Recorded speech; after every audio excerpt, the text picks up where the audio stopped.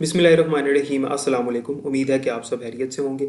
जैसा कि आपको पता है कि यूईटी की तरफ से एक धमाकेदार ऐलान किया गया कि एग्ज़ाम से पहले ही ई कैट का टेस्ट ले लिया जाएगा, और इस अनाउंसमेंट के बाद जो भी इंस्ट्रक्शंस थी वो मैंने आपको एक वीडियो बनाकर दी थी, और उसमें मैंने सारी इंस्ट्रक्शंस आपको डिटेल आपको मैंने बताई थी। बहुत से स्टूडेंट्स ये मुझसे पूछ रहे हैं कि सर अब जो हमारा टेस्ट होगा वो क्या एएलपी के मुताबिक होगा या एएलपी के बाहर से भी क्वेश्चंस आ सकते हैं। देखें, इस चीज़ को एक्सप्लेन करने के लिए मैं ये वीडियो बना रहा हूँ, तो पूरी वीडियो ध्यान से देखिएगा, आपको इंशाल्लाह फ़ायदा होगा।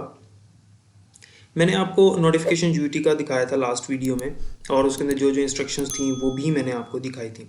आपको पता है कि पंजाब गवर्नमेंट की तरफ से लॉकडाउन जो पीछे लगाया गया, जिस वजह से काफ़ी ज़्यादा बच्चों का हर्ज हुआ, टाइम भी वेस्ट हुआ ज़ाहिर है। तो उसके बाद टाइम कम होने की वजह से स्टूडेंट्स के सिलेबस को रिड्यूस किया गया और एएलपी यानी एक्सेलरेटेड लर्निंग प्रोग्राम का आगाज़ किया गया, और बाकायदा तौर पे हर कॉलेज में ये अप्लाई किया गया और कहा गया कि जो स्मार्ट सिलेबस जो है यानी एएलपी जो है, इसके अंदर से ही आपका पेपर आएगा। अब एएलपी जो बनाया गया उसमें फर्स्ट ईयर का अगर हम देखें तो सिलेबस काफ़ी हद तक रिड्यूस किया गया, लेकिन सेकेंड ईयर का सिलेबस जो है वो रिड्यूस ज़्यादा नहीं हुआ। आप भी जानते हैं बहुत ही कम रिडक्शन की गई है कोर्स में से।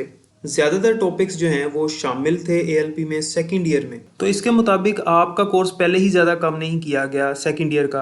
अब फर्स्ट ईयर वाले स्टूडेंट्स तो इस बार ई कैट नहीं दे रहे, ई कैट का टेस्ट तो सेकंड ईयर वाले स्टूडेंट्स दे रहे हैं जिन्होंने अभी सेकंड ईयर के पेपर देने हैं। तो बिफोर एग्जाम जो आपका ई कैट का टेस्ट आ रहा है, यूईटी की इंस्ट्रक्शन आपको मैं स्क्रीन पर दिखा रहा हूँ। देखें, उन्होंने यहाँ पे साफ लिखा हुआ है कि ई कैट के लिए आपने अपना इंटरमीडिएट यानी एफएससी आईसीएस का जो सिलेबस है उसी को फॉलो करना है। यहाँ पे एएलपी की बात नहीं की गई। इसका मतलब ये है कि आपका जो एंट्री टेस्ट आएगा वो सारा का सारा आपके कोर्स के अंदर से आएगा। हर बार यूईटी यही इंस्ट्रक्शन देती है कि आपका जो एंट्री टेस्ट है वो इंटरमीडिएट लेवल के कोर्स के अंदर से आएगा।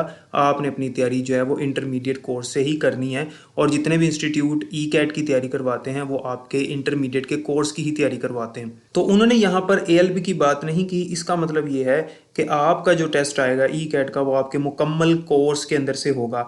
अब ये एक बहुत ही शॉकिंग न्यूज़ है बच्चों के लिए, और काफ़ी डिस्टर्ब करने वाली न्यूज़ है बच्चों को कि एएलपी के अंदर से एंटी टेस्ट नहीं आएगा जबकि पढ़ाया गया है एएलपी से।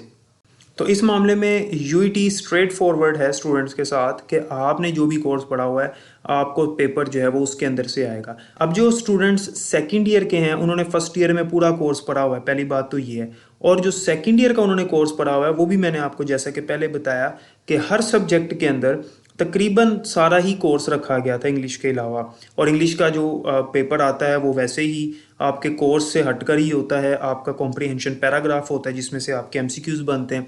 बाकी जो सब्जेक्ट्स हैं जैसे कि केमिस्ट्री है उसके अगेंस्ट कंप्यूटर होता है, मैथमेटिक्स और फिजिक्स है, इनके 30 एमसीक्यूज आते हैं, जिनमें से फर्स्ट ईयर के भी होते हैं और सेकंड ईयर के भी होते हैं। तो इसमें घबराने वाली ऐसी कोई बात नहीं है, क्योंकि सेकंड ईयर का मोस्टली कोर्स जो है वो एएलपी में शामिल था, और फर्स्ट ईयर का वैसे ही आपने सारा पढ़ा हुआ है।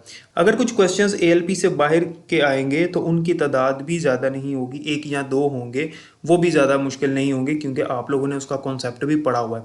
जिन स्टूडेंट्स ने साथ साथ तैयारी की हुई है और टीचर्स ने उनको कॉन्सेप्ट दिए हुए हैं उनको प्रॉब्लम नहीं होगी।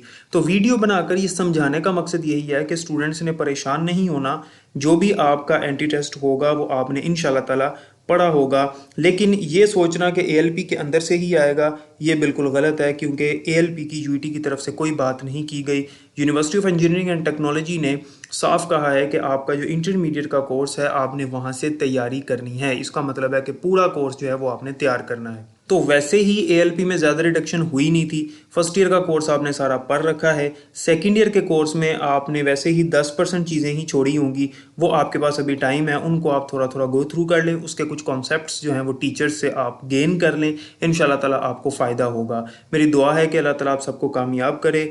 अगर ई कैट के हवाले से कोई आपका सवाल है तो कमेंट सेक्शन में आप पूछ सकते हैं, और नेक्स्ट ई कैट के हवाले से जो भी न्यूज़ होगी, कोई अपडेट होगी तो चैनल पर आपको बता दी जाएगी। अपना ख्याल रखिएगा। अल्लाह हाफिज़।